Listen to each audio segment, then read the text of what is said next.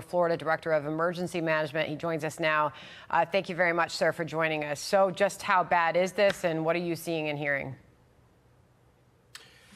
Well, look, there are still obviously swift water rescues going on right now. A lot of first responders out there trying to still save people. By the way, shout out to the Fox weatherman who stopped doing his reporting and got that woman out of the car in the floodwaters.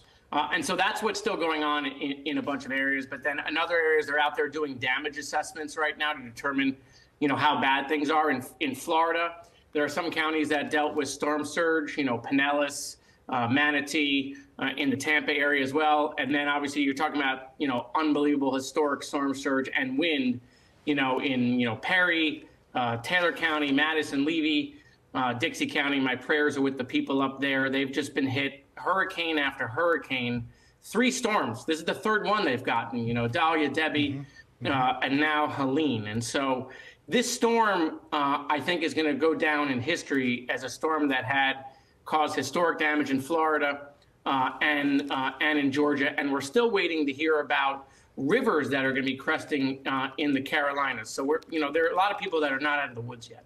Yeah, you mentioned, Congressman, that rescue by Bob Van Dillen, our Fox weather correspondent. I mean, it really does highlight the dangers for people of how quickly the water can rise when the rain comes down. We get storm surge on the coast, but we get a lot of rain and flash flooding inland. People need to be very, very aware of that. I don't know. We saw some pictures of Treasure Island, boats tossed around just a moment ago. I don't know that we've seen any video yet from the actual coast in some of those little tiny towns. What do you expect happened along the shore of Appalachia Bay as this thing came ashore?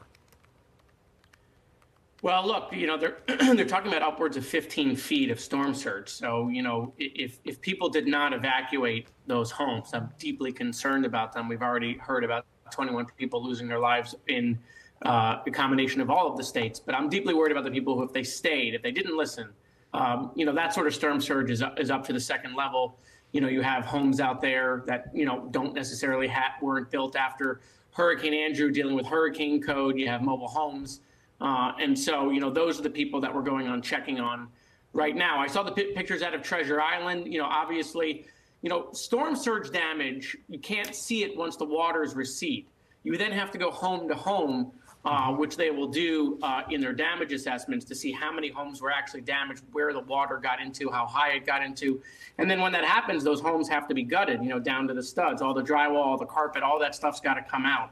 And that becomes, what we call construction debris. But right now, obviously, I'm still concerned about the folks that are in harm's way, as we, are going through buildings that have collapsed. You heard about that in Georgia, obviously.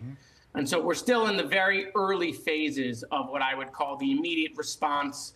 We are still a ways away from the next phase, which would be, starting to the recovery mission. Yeah, we'll be watching all of it. Jared Moskowitz joining us on that. Thank you very much, sir.